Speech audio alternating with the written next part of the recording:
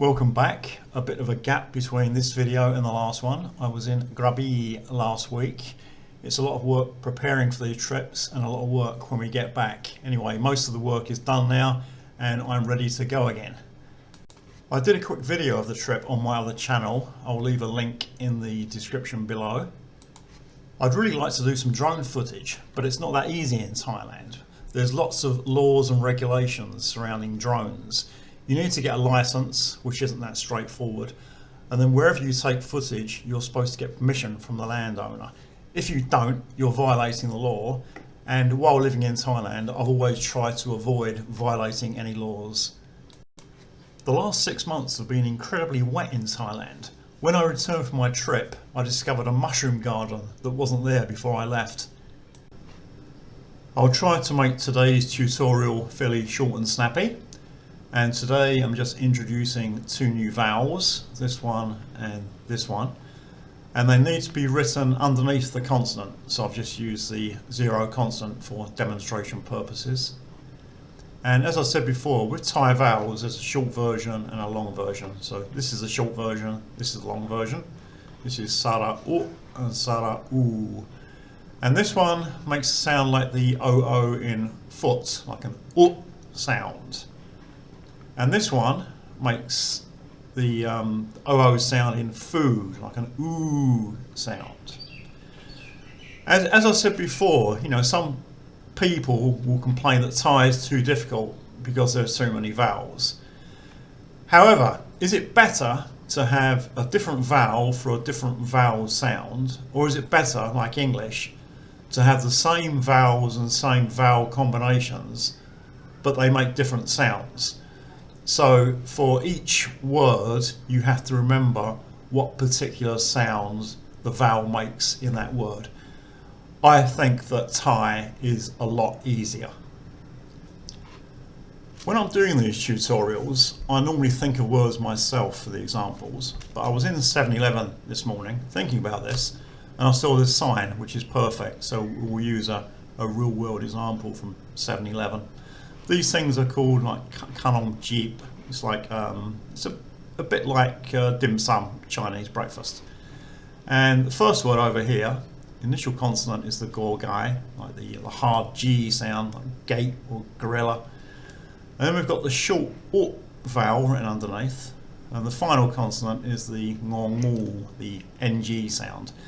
There's a second tone mark, but I don't really want to get into tones at the moment. We'll leave that till later. This one's actually got a falling tone. So the basic sound is sort of gung, it's that U sound for that short vowel, gung, and it means shrimp. As I've said before, you need to excuse my pronunciation and tones. I'm okay with the theory of Thai, but actually getting the sounds to come out of my mouth correctly is still a big problem for me. I just started too late in life. Right, next example, this one here. So all we've got is an initial consonant and a vowel. There's no final consonant. This is the ba blah, which makes a sound between a B and a P. And then we've got the long oo vowel, so boo, and that means crab in Thai. And thirdly, this word, this whole heap is just there for tone purposes, doesn't actually make a sound. The initial consonant sound is this one, which is the more ma, which makes an M sound. And then we've got the long oo again. And this word's actually got a rising tone, so moo, which means pig. So I'll just go through them again. So gung, shrimp, boo, crab, and moo, pig. Here's another example. It's a handwritten sign, so it might be a bit tricky to read. We're just looking at the top line. So this word ham, which I've done before, means don't do something. And then second word, this one here is sausuda. It's an S consonant. That's the initial consonant. And the final consonant is bo by mai, which as a final consonant makes a P sound. There's an initial consonant that makes a B sound. And we've got the long sara'u below the initial consonant. So this word is su, which means to smoke. And this next word, it uses the short u. So the initial consonant is the bo by mai.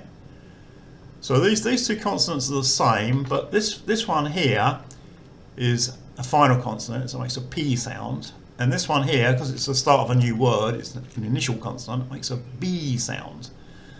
So this syllable, the bo by mai and the short o, just makes a bo sound. This whole heap, again, it's just there for tone purposes, and the initial consonant sound of the second syllable is this one, which is the ro, which makes an R sound, and then the long E, which we've done. So this word says ri, which means cigarettes. So do not smoke cigarettes. So I just use this example because in the second word it uses the long oo vowel, and in the third word it uses the short o vowel.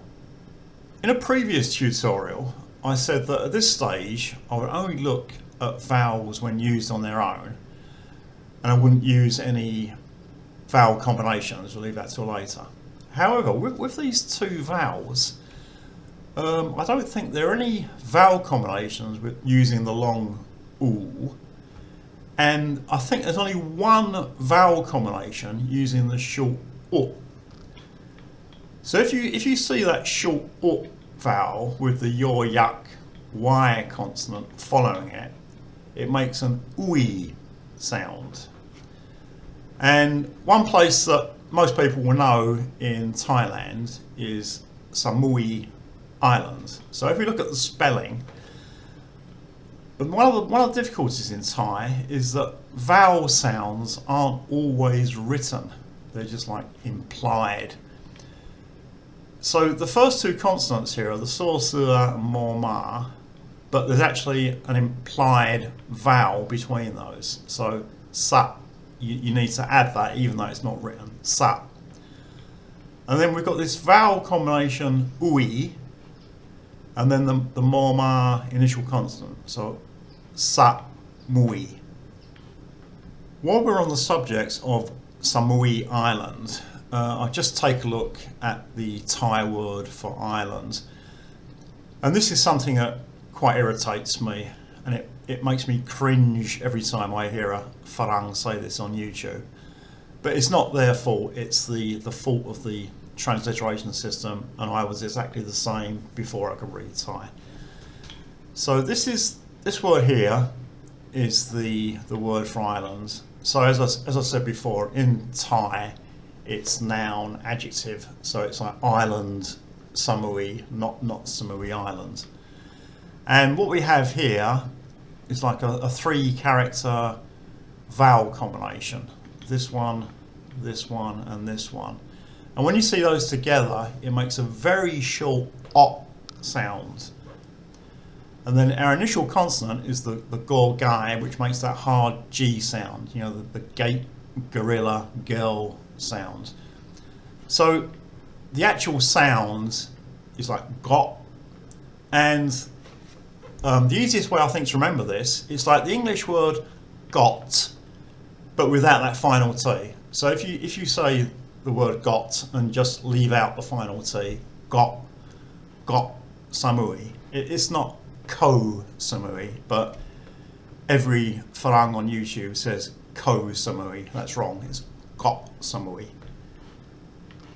Thank you for watching. If you have any comments, questions or other feedback, please leave them below, and more videos soon.